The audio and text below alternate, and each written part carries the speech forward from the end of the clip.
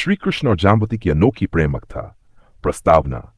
भारतीय संस्कृति में भगवान श्री कृष्ण केवल द्वारका के राजा या राधा कृष्ण की प्रेम गाथा के नायक ही नहीं माने जाते, बल्कि वे एक ऐसे पूर्ण पुरुषोत्तम हैं जिनका जीवन अनेक रहस्यमयी घटनाओं से भरा हुआ है। श्री कृष्ण की अनेकों पत्नियों में से एक विशेष स्थान जाम्बवती का है। जाम्बवती कोई साधारण राजकुमारी नहीं थीं, बल्कि वे स्वयं जाम्बवान की पुत्री थीं, जो त्रेतायुग के समय भगवान श्री राम के परम भक्त और सहयोगी रहे थे। श्री कृष्ण और जाम्बवती का मिलन एक अद्भुत कथा है, जहां युद्ध, तपस्या, वीरता और अंततः प्रेम की धारा प्रवाहित होती है। यह कथा हमें यह सिखाती है कि कभी कभी प्रेम का मार्ग सरल नहीं होता, बल्कि संघर्षों से होकर गुजरता है। स्यमंतक मणि का रहस्य कहानी की शुरुआत होती है। स्यमंतक मणि से। यह मणि सूर्यदेव की दी हुई एक अद्भुत रत्न मणि थी। इस मणि के बारे में कहा जाता था कि जहां भी यह रहती, वहां अन्न, धन और समृद्धि का सागर उमड़ पड़ता। प्रतिदिन यह मणि सोने की बूंदें बरसाती थी। सूर्यदेव ने यह मणि सत्राजित नामक यादव को दी थी। सत्राजित मणि को लेकर द्वारका लौटा और सब लोगों ने सोचा कि स्वयं सूर्यदेव धरती पर अवतरित हो गए हैं।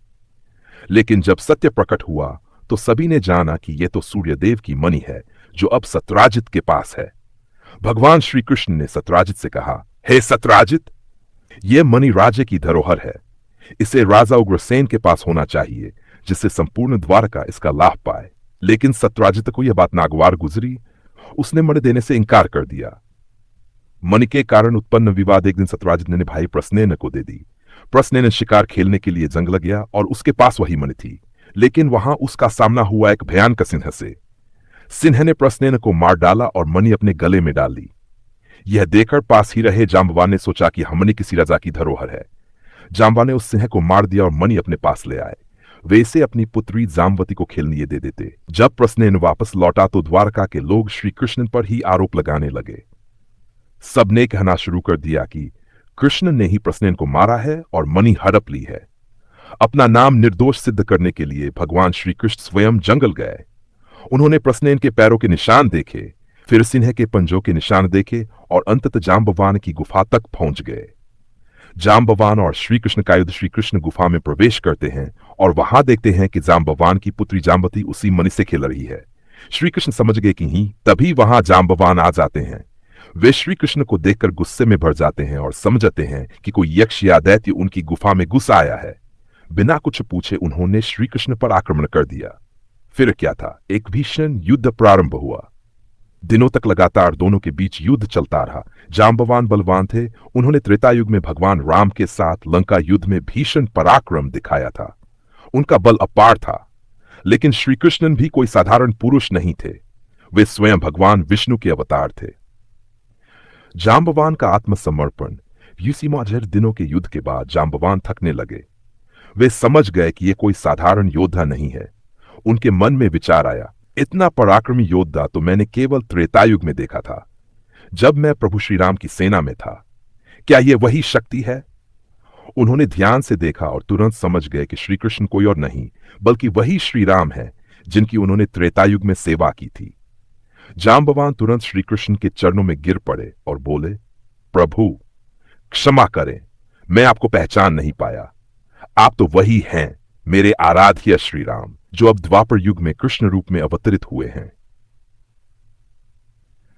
जाम्बवती का वरदान। जाम्बवान ने श्री कृष्ण को मणि लौटा दी, लेकिन साथ ही उन्होंने अपनी पुत्री जाम्बवती का हाथ भी श्री कृष्ण को सौंप दिया। उन्होंने कहा, हे प्रभु, मेरी पुत्री ने सदैव दिव्य पुरुष के लिए ही तपस्या की है। यह आपके जैसी महान आत्मा को ही अपना जीवन साथी मानती है। यदि आप स्वीकार करें तो इसे अपने साथ ले जाए। भगवान श्री कृष्ण मुस्कुराए और उन्होंने जाम्बवती को अपनी पत्नी के रूप में स्वीकार कर लिया।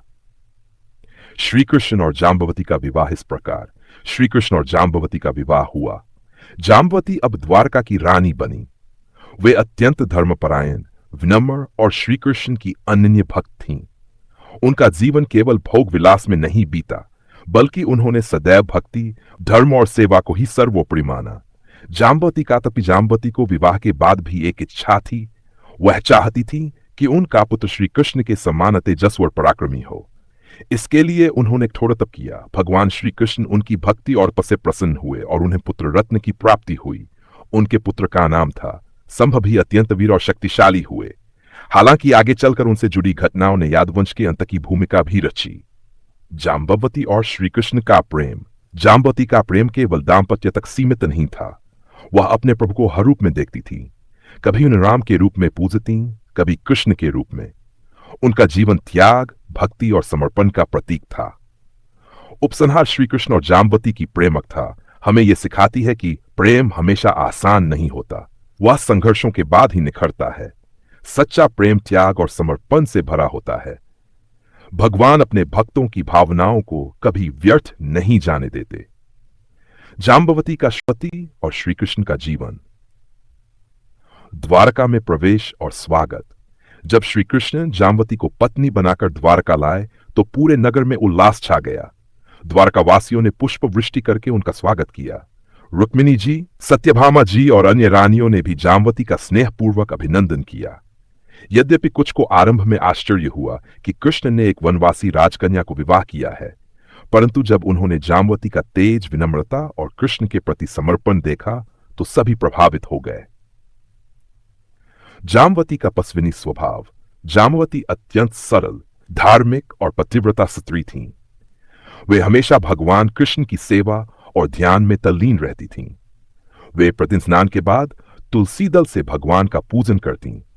द्वारका की रानियों में जाम्बवती का विशेष स्थान था क्योंकि वे कभी किसी से ईर्ष्या नहीं करतीं। उनका जीवन कृष्ण के प्रति अद्वितीय प्रेम और पूर्ण समर्पण का उदाहरण था। पुत्र की प्राप्ति की तपस्या। समय बीतने पर जब अन्य रानियों के पुत्र हुए तो जाम्बवती को भी संतान की इच्छा हुई। उन्होंने कृष्ण से अपनी आकांक्षा प्रकट की। श्री कृष्ण ने उन्हें धैर्य रखने को कहा और बताया कि उचित समय पर उनकी गोद भी भरेगी। जाम्बवती ने तप किया और भगवान शिव की आराधना की। उनकी भक्ति से प्रसन्न होकर भगवान शिव ने आशीर्वाद दिया, हे जाम्बवती, तुम्हारी कोख से वीर और धर्मपरायण पुत्र उत्पन्न होगा जो इतिहास में महान यश प्राप्त करेगा।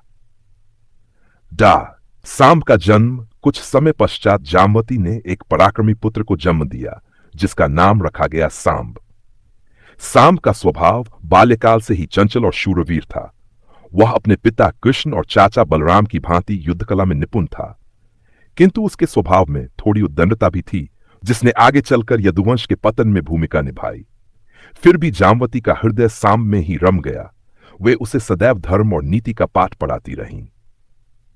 जाम्बवती और कृष्ण का अनोखा संवाद। एक दिन जाम्बवती ने कृष्ण से पूछा, नाथ, आपने मुझे क्यों स्वीकार किया?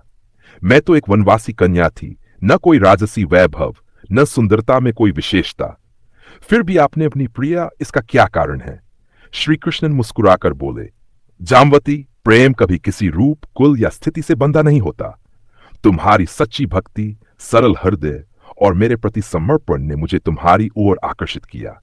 यही हमारा अनोखा बंधन है। जाम्बवती की आंखों में आंसू भर आए। उन्होंने हाथ जोड़कर कहा, प्रभु, ये जीवन आपके चरणों में ही अर्पित है। जाम्बवती का योगदान।